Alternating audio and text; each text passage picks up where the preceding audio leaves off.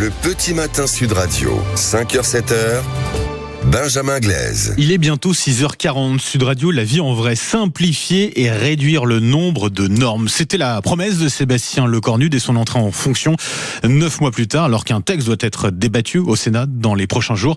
Des élus locaux prennent la parole. Ils dénoncent des procédures toujours plus longues, plus complexes, avec parfois des situations assez ubuesques. Bonjour Emmanuel Frot. Bonjour Benjamin. Et merci d'être avec nous ce matin sur Sud Radio. Vous êtes le maire de Livray-sur-Changeon. C'est en Ille-et-Vilaine, une commune de 1800 habitants. Comme beaucoup d'autres maires, vous êtes confronté à cet excès, à ce poids des normes. Un exemple très concret, commençons par celui-ci, Emmanuel Frot. Pour effectuer les petits achats de la commune, vous utilisez votre carte bleue personnelle. Comment c'est possible ça? Pourquoi vous n'utilisez pas la carte finalement de la mairie? Alors, on en a une quand elle marche, mais c'est surtout la mise en œuvre de la carte. On est obligé de mettre en place une régie. C'est très contraignant.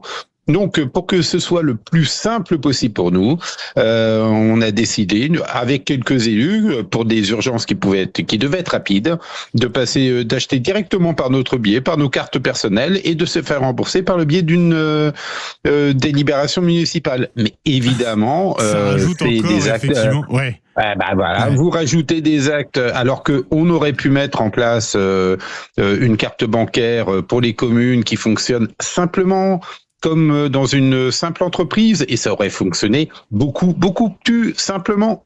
Pourquoi ça fonctionne mal finalement, monsieur le maire? Alors, parce qu'il y a beaucoup de contrôle, et je peux le comprendre, ce sont des deniers publics, mais pour tout vous dire, les choses ont changé. Maintenant, vous trouvez très peu d'entreprises qui payent par ce qu'on appelle le mandat administratif. Donc, nous, on est bien obligés de s'adapter, et pour éviter de payer parfois le même achat 4 fois plus cher. Chez les quelques entreprises qui vont nous octroyer le mandat administratif, on souhaite quand même avoir une carte bleue qui puisse fonctionner et qui soit réactive, même s'il y a besoin d'un petit contrôle. Mais mettre en place une régie, c'est un système qui est très chronophage en termes de temps. Voilà. Oui, j'imagine. Prenons un autre sujet, monsieur le maire, c'est la rénovation, enjeu écologique majeur en ce moment. Là aussi, alors vous êtes maire depuis 2014, c'est de plus en plus compliqué de lancer, de réaliser des travaux de rénovation énergétique, thermique? Ah oui, non mais de toute façon, maintenant, systématiquement, le moindre petit chantier de travail de rénovation énergétique, je ne vous parle pas du chantier d'ampleur, on va être obligé de produire, pour obtenir la moindre subvention, une étude, voire 2 études thermiques. Donc c'est quelque chose qui prend du temps et qui coûte de l'argent aussi à la commune. Évidemment, et qui au final, conduisent certains élus à renoncer à faire ces petits chantiers-là. Alors qu'on aurait pu, sans le coût, parce qu'une étude, disons les choses, c'est à chaque fois entre 3 et 8 000 euros. Donc pour des petits travaux, vous voyez, ça peut tout de suite perdre de son intérêt. Oui, bien sûr. Ça coûte cher et puis ça prend du temps, forcément, l'administratif. Alors vous n'êtes pas opposé aux normes par principe, mais bon, ça représente du temps. C'est quelle part de votre activité en tant que maire aujourd'hui d'ailleurs? Alors, soyons clairs, quand on calcule rapidement, je dirais que 75% de mon temps est consacré à de l'administratif et le reste à du temps d'action en tant que tel. Ouais, c'est quand même, ça fait réfléchir tout ça. Et c'est énorme. Et d'autant plus que je crois que vous êtes juriste à la base, donc ça devrait être plus simple pour vous. Oui, et je connais bien. Alors, je suis plutôt juriste dans le droit privé, donc j'ai pu comparer les choses et je peux les comparer. Et c'est vrai qu'il reste encore en matière de fonction publique ou en matière d'appel à projet public, des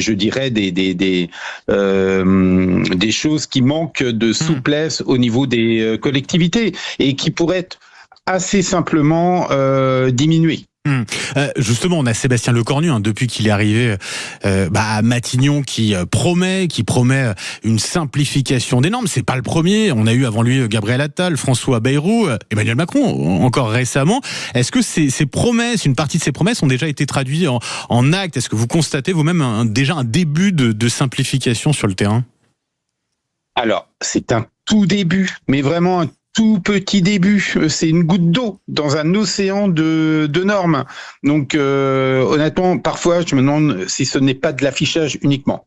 Voilà, faut dire les choses. Depuis 2014, moi je suis élu depuis 2014, les choses ont largement augmenté. On n'est plus à non, l'assouplissement qui a été porté ou vanté n'est pas là. Et on a plutôt actuellement une hausse encore de ces mesures administratives. Ah bah oui, là récemment avec le ZAN, le zéro artificialisation nette. On est sur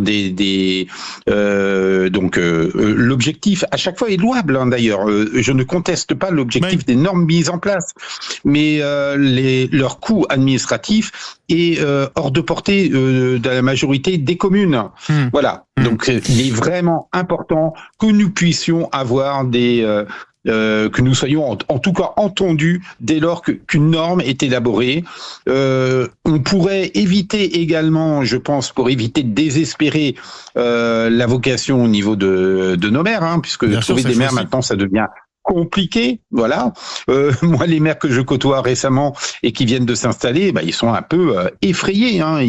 Ils vont être obligés de modifier tout leur PLU, donc c'est compliqué pour eux. Voilà. On verra avec ce projet de loi qui doit passer de simplification pour les collectivités, qui doit passer dans les prochains jours au Sénat. On verra si vous êtes entendu en partie par les parlementaires. En tout cas, on va suivre cela. Merci infiniment pour votre témoignage, Emmanuel Frot, maire donc de Livray-sur-Changeon, c'est du côté de l'Ille-et-Vilaine. Merci et très bonne journée à vous.